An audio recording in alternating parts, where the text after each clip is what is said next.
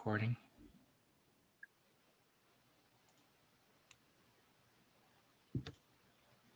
Okay, let me see. There's lesson 4. Hey, Ange, how's it going?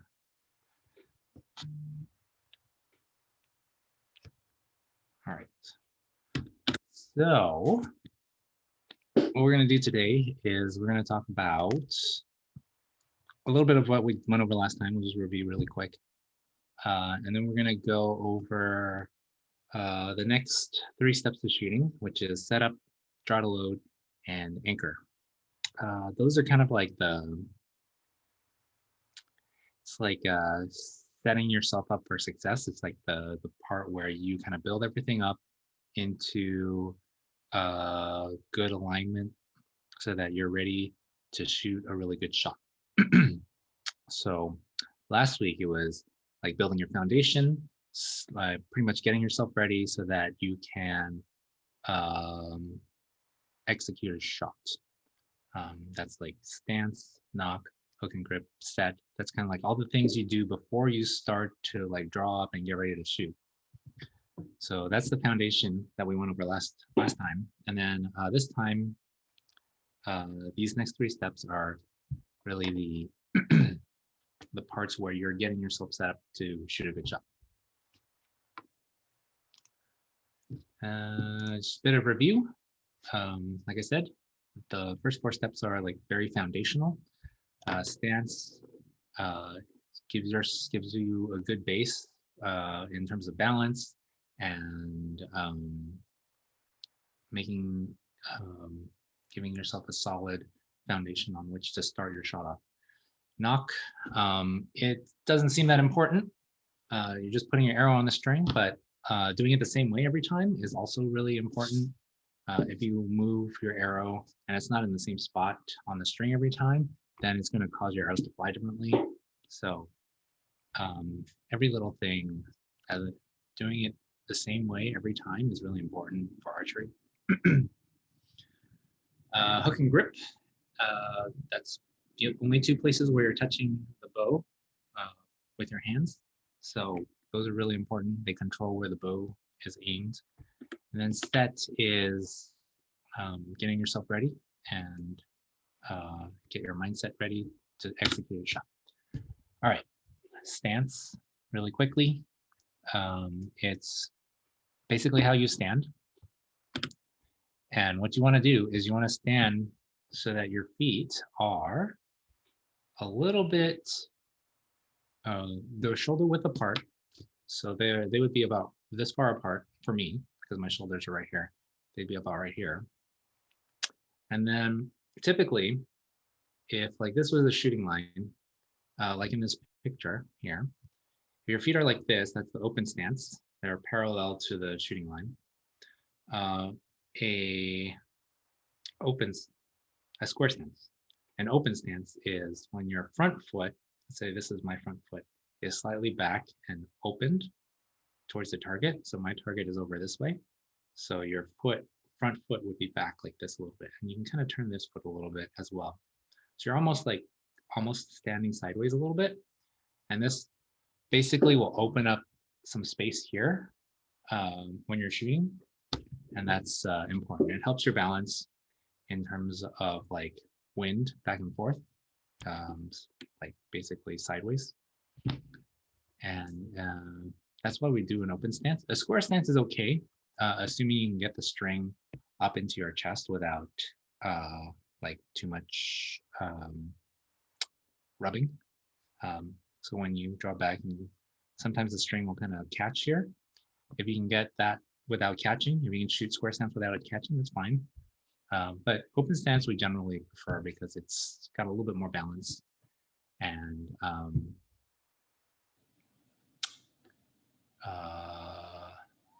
it kind of feels better too. It gives you that open or a little bit more room here for the string. Knock. Essentially, we want you to put the arrow in the same spot every time, like right there, and everything should be adjusted properly. For a recurve arrow, one of the feathers should face away from the bow, so it should be facing this direction. And then compound, it generally faces upwards. And then that's pretty much it. You just want to make sure you do the same thing and all your arrows are put on the string the same.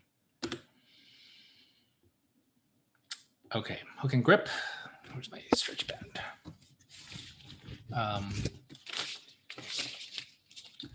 Like these are the hook and grip and the set are like probably the two more important ones of these two, because the stance, people generally stand properly.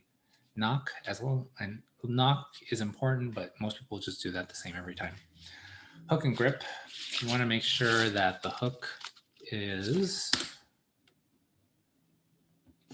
right there on the little bits just past your knuckle right there, first knuckle. So the string should go right about there for a recurve. And then for a compound, where's my release? For release, if you're shooting compound, you want a nice like deep grip. This is on my like second knuckle.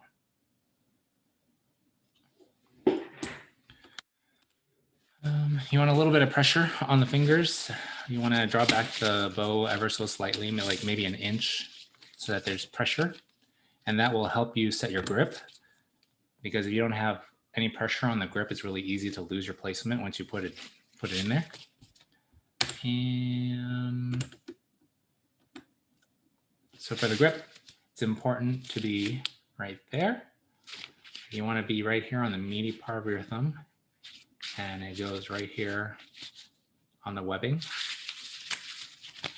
like that, rather than like if you're just pulling it on the side of your thumb like this.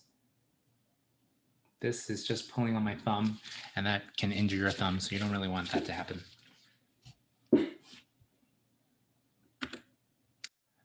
Set, okay. Set, that's where you kind of straighten, so you stand straight. Remember, instead of puffing your chest up, you want to relax everything down. You want to keep a nice tight core. Let's just flip the camera. You want to have a nice tight core. Instead of raising everything up like that, you want to breathe out, settle everything down, and that will flatten your back here. The back here should be flat. Your shoulders should be down. Shoulders should be down. And again, you have a little bit of tension on the string already. You keep the arm straight and down here, and that's set. And at this point, this is where you in your mind go, okay, I'm going to shoot now. So part of set is also mindset. You're telling yourself you're ready to shoot. We also went over some compound and bow hunter stuff last time. Advantages of a compound bow are basically the wheels. What that gives, the wheels and the cams, what that gives you is let off and the wall. Let off is essentially once you draw back a certain distance on the bow, it gets lighter. For recurve, as the further back you draw, the heavier the bow gets. But with a compound, it gets really quickly to its peak weight, which is usually about 50 pounds. And then it'll lighten up, usually about 65 to 75%. So you're only really holding maybe like 12 to 15 pounds at full draw. And what it also does is it gives you a wall. The wall is basically when you draw back, once you reach a certain distance back, it stops. So it's like you're hitting a wall back here, and it'll stop. And so the draw length, the length you draw the bow back is very, very consistent with the compound. And that's not always the case for a recurve bow, because there's no built-in draw check for the bow. And the wall is very, very helpful. Compounds, you also get to use a release aid. This is a release aid. It basically attaches to the string. so that when you pull the bow back, you're pulling the release back, and the release pulls the string back. And then at some point when you're ready, you can set the trigger off and it will shoot the bow for you. Whereas with a recurve, you use a finger tab and your fingers go around the string. And so you're holding the string with your fingers rather than you're holding the release. And your fingers are releasing the string. And that's introduces more inconsistencies. So with a compound, it reduces a lot of variances from shooting. So that's why they're generally more accurate. At the top end, I mean, at all levels of compound bow, generally, compounds are going to be more accurate. And then where the competition is really basically how perfect can you be in terms of like shooting 10s all the time. The less perfect you are, the further back you'll fall. Whereas recurve, there's generally much more variance, and like all the scores for compound are like up here, whereas recurve, like the scores kind of widen out a little bit more. There's also, they don't compete against each other, so it doesn't really mean much in terms of like one's harder or easier than the other. It's just what you really enjoy. Bow hunter. That was a compound bow. Bow hunter uses a compound bow, but it has a short stabilizer in the front here. So this is maximum 12 inches, and you have no magnification on your sight. This is a sight. Basically, it's a circle, and there's going to be a little dot in the middle, and there's no magnification. Compounds, on the other hand, there's no restrictions on stabilizer length. These are maybe like 25 to 30 inches, probably 25. And then you are allowed to use magnification on your lens. And that's usually 2 to 6 times magnification. The bow hunter and compound both get to use releases. And that's basically what we went over last time. We're going to go over the steps of NTS again, because we generally can't go through those enough times. We just want people to really remember all the steps. So NTS is the National Training System. Again, there's 11 steps. There's stance, knock, hook and grip, and set. Again, those are the foundational steps. Those are the first 4 steps. And that gets you basically ready to shoot a bow. Once you do all these steps, you'll be ready. We already went over these steps. The next steps are setup. That's where you start to raise your bow up. And you do a little bit of alignment here too. Draw to load, that's when you start to draw your bow back and you load your back muscles. Anchor. Anchor is basically bringing the string back so that you bring your hand into the same position every time. Depending on what you shoot, your hand's going to end up differently, but it's basically bringing your hand to the same spot every time and making sure you get the same points of contact, as many points of contact as possible, and you make sure those points of contact are the same every time.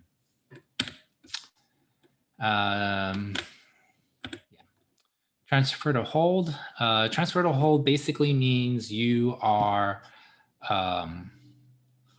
transferring all the little muscle, like arm muscle tension that you have into your back muscles and like relaxing and letting the weight of the bow settle into your bone structure. So you're holding the bow with the alignment of your bones rather than your muscles, or as little muscle as possible, but the muscles you do use, you want to use your back muscles.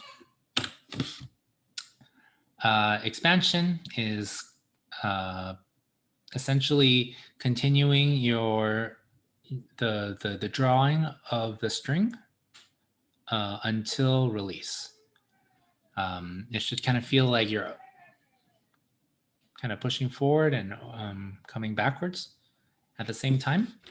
And you're just building that feeling of pressure until the arrow goes, until you decide to release. Release and follow through, that's letting the string go either with a release aid or through relaxing your hand muscles, letting the string slide out of your hand, and then guiding the arrows to the target. And the feedback is after you shoot your arrow, you figure out like where your arrow went, you figure out whether you feel like you shot a good shot or not, and then you reflect on it, and then you make any adjustments that you need to, either adjusting your sight or focusing on something that you didn't think you did well, or just shoot another good shot, hopefully. Okay, so this time we're gonna go over setup, draw to load, and anchor. So these 3 steps are basically the steps that will get you into the full draw position where you're just about ready to shoot. Okay, so these are kind of like your steps to success. Okay, I think this is going to play over and over, but setup. Like I said before, setup is essentially just raising your bow up, keeping your hands parallel to the ground. You see her hands, they stay fairly level pretty much the whole time. As soon as she starts bringing her hands up, they stay at the same height as each other. You want to keep your shoulders down through this step, and you want to lift the bow up a little bit above the shoulders, and then you come down level. See, she comes up and then brings it down. So,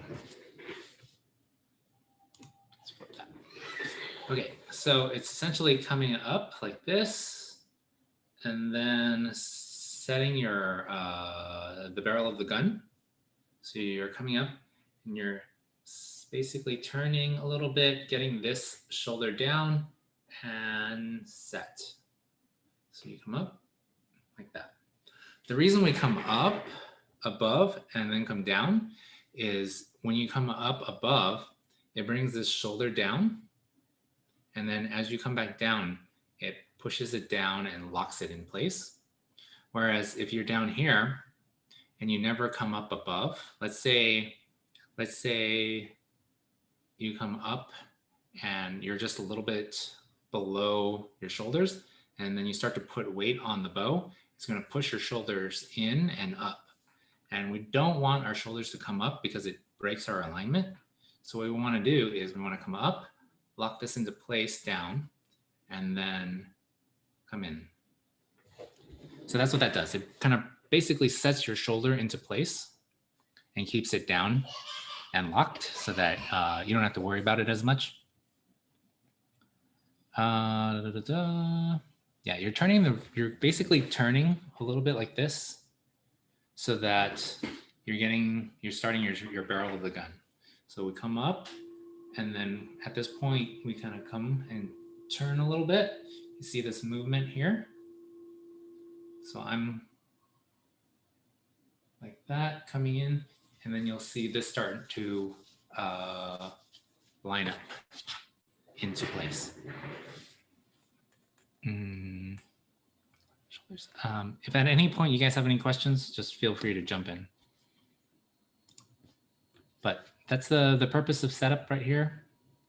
I'll show a few more videos, but come up above your shoulders and then back down into the shooting position, which should be level with the shoulders. So let's see.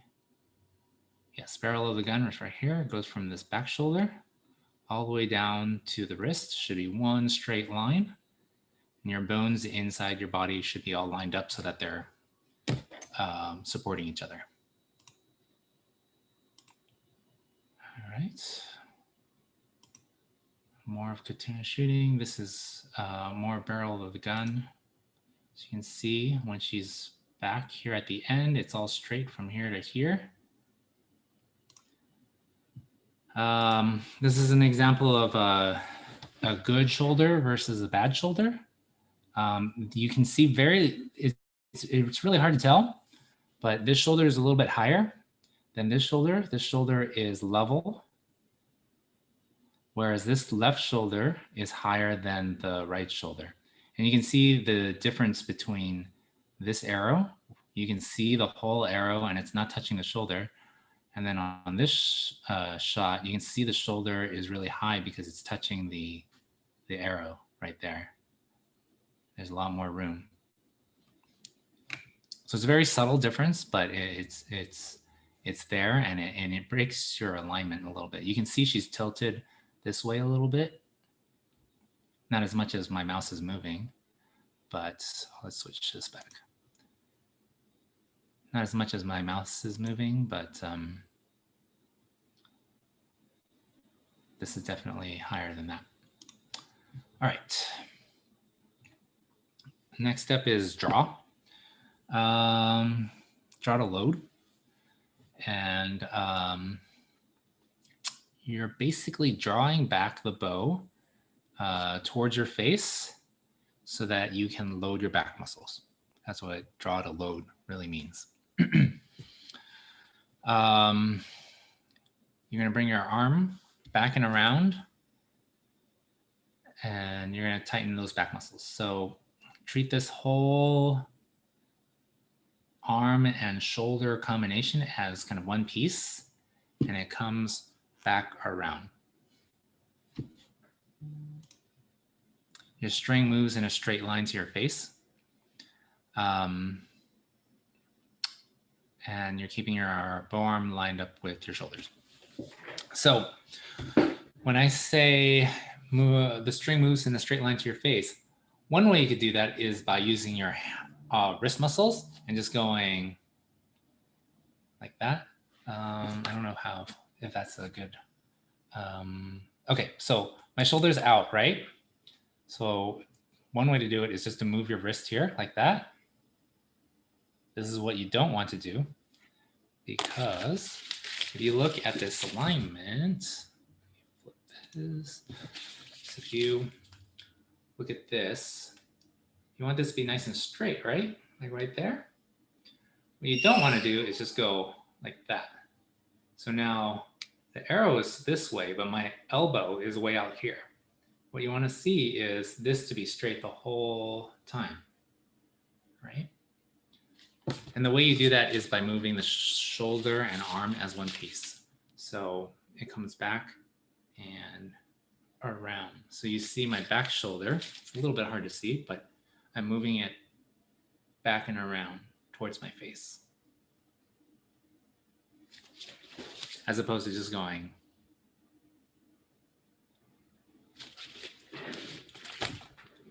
Let me see if I have any video left. No, I don't. Yes. So another way to explain it is, if the wrong way to do it is to keep his elbow here and then just bend this hand. Just bend this hand. Like if this was his elbow, you just bend it like that to his face. You want to bring it back and in. So we want to bring this whole piece. Where's my mouse? There it is. So you want to bring this whole piece to the side and in. I guess it would be like that in this camera, like that, rather than going boop. I hope that makes sense. Let's see. The next step is anchor. There's really 3 types of anchor. Compound and bowhunter are going to be similar, just because they both use releases and there's not really anything different between the two. And then recurve and bare bow are going to be different, because recurve we use a sight And then bare bow, we don't use a sight, so we anchor a little bit differently when we shoot bare bows, so that we can use the way we anchor to kind of help us aim. So for recurve, like it's all about establishing a physical connection to your face. It's all about use your back muscles to press into your face. And it's all about rotating the back arm or the jaw arm back and around. So like I said, you want to move this as one piece rather than just bending the hand here. You can kind of see like this is not what you want. You want this. You want to move everything as one piece. So for a recurve, the string is going to touch your nose and your lips, and your index knuckle is going to push up into your jawbone, and your index knuckle pushes sideways into the neck. So it's kind of like that. This right here, your knuckles on your index finger are going to be right here underneath your jawbone. I have a really big chin, and it's really pointy, but I'm still able to do it. You can bring your hand up underneath here. You're basically feeling your jawbone touch here. And then the pinky touches the neck. So your pinky should be kind of like right there. You can feel everything. So you basically have points of contact here on the string. You have points of contact here underneath on your index finger and on your pinky. So you can feel multiple points of contact to make sure that you've done everything the same.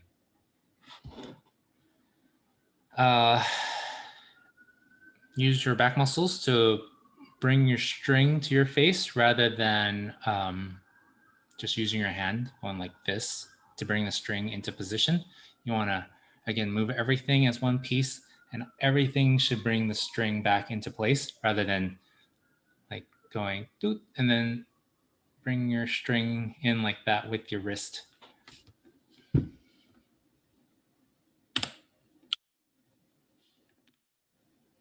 Okay, for compound, I think let's do bare bow first. I think I flipped these slides accidentally. Okay, as you can see, bare bow anchors a little bit different. She's now bringing her hand underneath her jaw. What she's doing is basically what I told you to do when you first started shooting. Bring your index finger to the corner of your mouth. And then in addition, you're bringing your knuckle, pushing into your cheeks. You want to feel that right there, push against the cheek. And then the web of your hand right there around your jawbone. So it's basically like this. You feel multiple points of contact right there. See, she's really solidly against her cheek, index finger to the corner of her mouth, and then I assume the web of her hand is around the corner of your jaw. So like the little point right there on my jaw, that's where that web should go. Assuming your fingers are like the right length and everything. It's pretty much generally right there. Again, you want to use your back muscles to bring the string to your face rather than like just bringing it to your face with your wrist muscles. And then you rotate the draw arm back and around. So everything comes around as one piece. That's very important, or else you lose alignment. Go back up into compound. Oh. There we go. Okay, compound. Again, you're establishing a physical connection to your face. You're going to bring your string to your nose and your lips. So the very tip of your nose and right there on your lips. She has a little kisser button. So like it's a little physical thing on the string that touches your lip. Those are legal for both compound and recurve. I don't know for sure about bare bow. Actually, I'm pretty sure it's not for bare bow, but I'd have to look up that rule.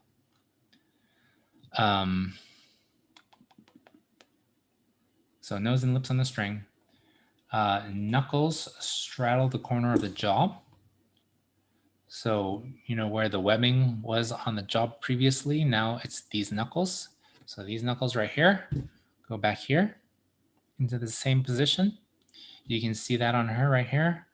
Her jaw is right there and her knuckles are right behind it. And then she's looking through a peep on the bow.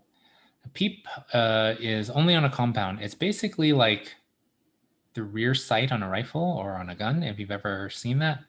It's basically a little circle back here, and then you put this circle around this circle so that everything lines up properly. Because if you're trying to shoot something and you're always if your aim is always like this, but the back of your bow moves back and forth, it doesn't matter if this is perfectly centered, if this is varied, right? So that's what the peep basically does. It brings everything in here so that you bring this in line every time. And that's what anchor is basically, bringing the string back into the same position so that you feel the same points of contact so that you can have a very consistent, solid anchor and you keep everything in alignment.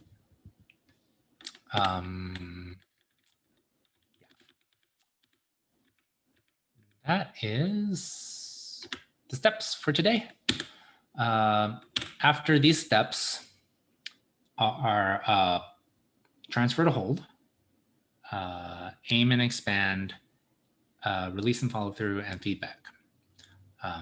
That's when you are basically getting those are the steps that lead to shooting, basically. Now you're set up for your shot. The next ones are for executing your shot and shooting an arrow. And we'll go over that next time.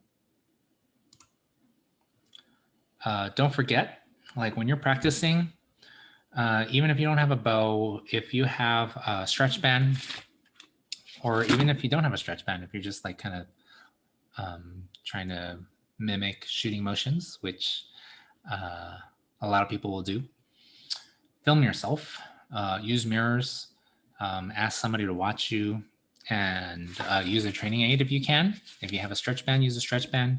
If you have like a light bow to work with, go ahead and do that.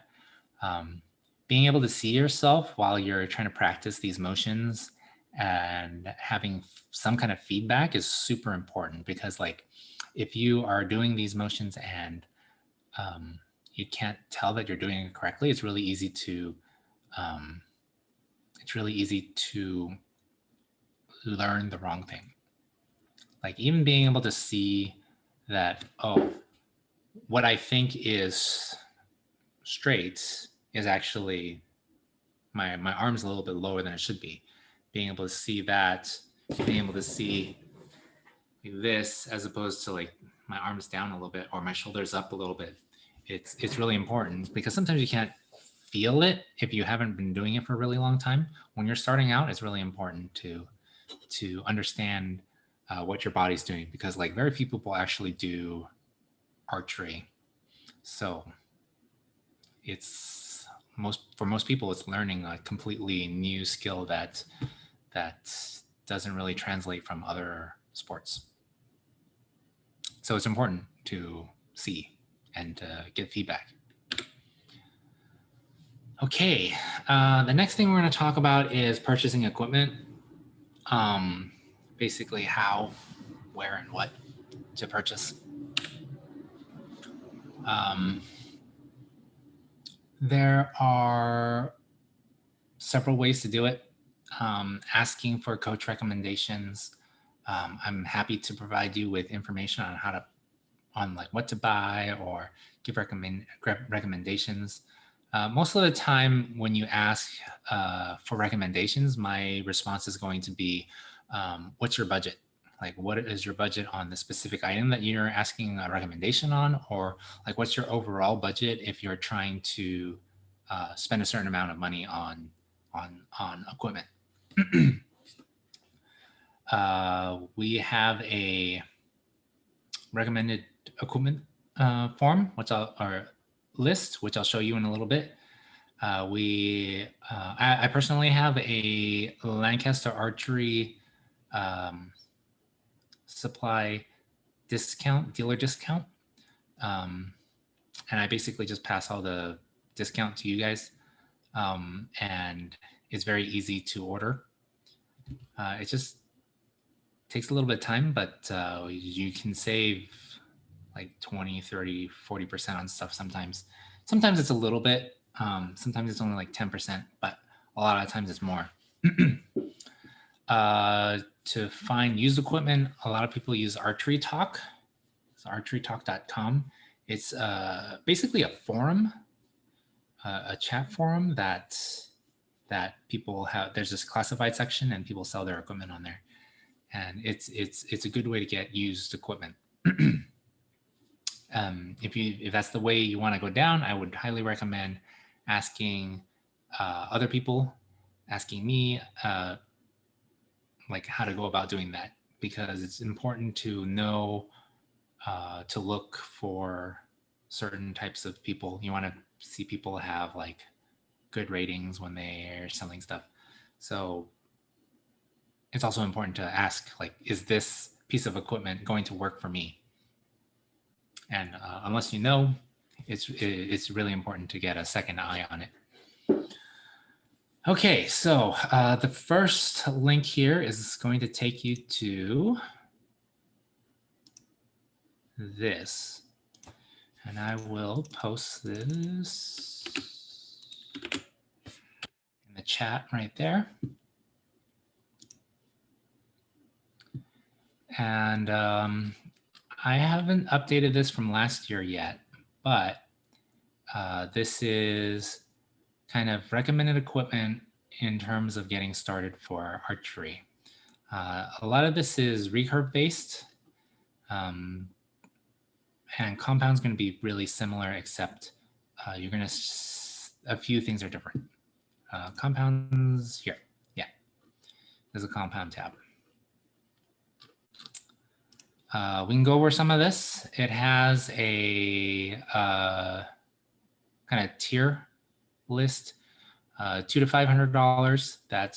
That'll get you pretty good beginner equipment, and it will be good enough for competition.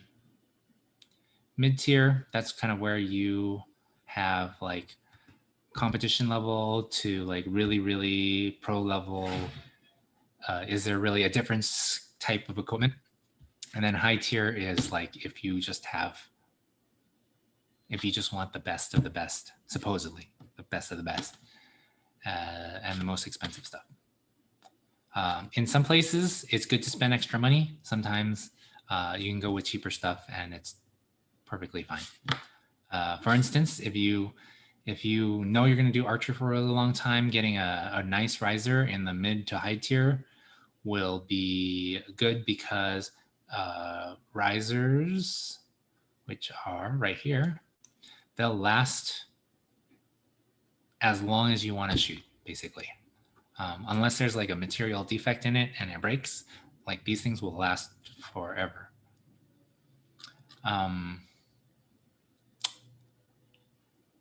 A good place you can go cheaper in general if you're starting are the limbs, because people tend to go up in poundage relatively quickly when they're just starting off. So starting off with a cheaper limb is a good idea, because you don't want to spend a lot of money and then you get too strong for the limbs that you're currently using. A lot of people will get the cheaper limbs and like a mid-tier riser. There's a lot of stuff to go through. There's important things. Some things are important, some things aren't. If you want to be able to do, like, go out and shoot without anybody helping you, like even the club, like if you want to go out to a range by yourself and you want to have everything you want to shoot, you probably want to get most of the things on this list. But if you're a club shooter, you only shoot at the club, some things you can probably get away with not purchasing, like a stringer maybe, or Allen wrenches, chest guards, like some things you can go without. But this is where asking somebody to help you is going to be really important. Let's see, for recurve, this is kind of both recurve and barebow. It's just some of the stuff for barebow you wouldn't need to buy. Finger tab is pretty important. I generally would suggest not getting a cheap finger tab. If you're going to go with cheap finger tab, just use one of the club ones. A good finger tab starts at around like $30, I guess. And then they can get up pretty high. The real difference between like a mid tier and a high tier really is like the amount of customization you can do to your tab and maybe weight.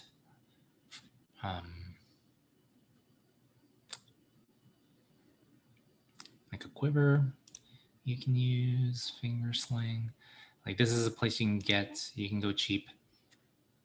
But yeah, I would highly recommend going through this list, looking through it. You might not know what everything means, and that's perfectly okay because we haven't really, gone out and shot. But like this equipment list is here if you need it, and it's really helpful.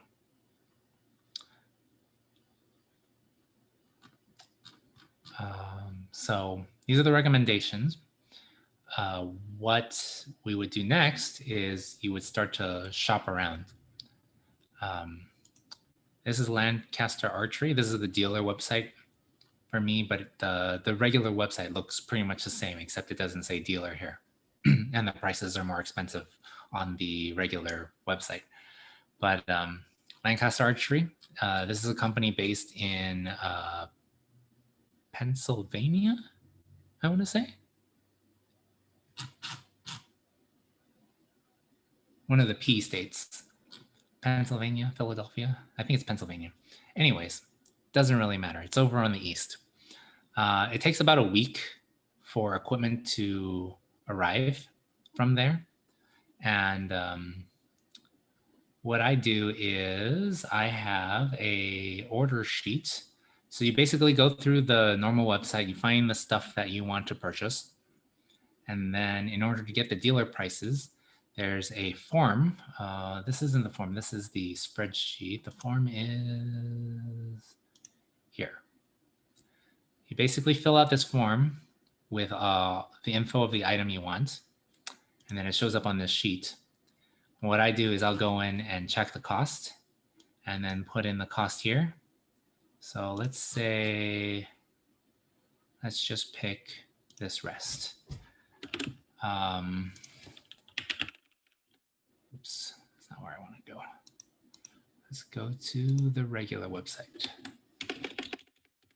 For an example of like what the difference of price is on something. This is a compound rest here. Costs $130. Through the deal, it is $75.55. So some of the deals are huge, some of them are not. But this apparently is a pretty big discount. So yeah, like once I update these prices, you go in and then you kind of calculate what you want. And then most of the time people will Venmo me the money. Once I get the money and there's enough for a free shipping order, which is I think $300, then I'll put in the order. If you want to pay for shipping, that's perfectly fine too. Like just tell me you want to pay for shipping and I'll put the order in right away. But generally I'll wait until there's $300 worth of orders, and then I'll put in the order and I get free shipping. Then people don't have to pay for shipping. And that's essentially how we do Lancaster orders. Again, once I put in the order, it takes about a week for everything to show up. And then before COVID, I would just drop it off at UCLA. People would come pick it up. We can kind of work out something depending on your situation beforehand. if you're going to buy stuff from Lancaster, we'll figure out something where you can get your equipment as soon as possible.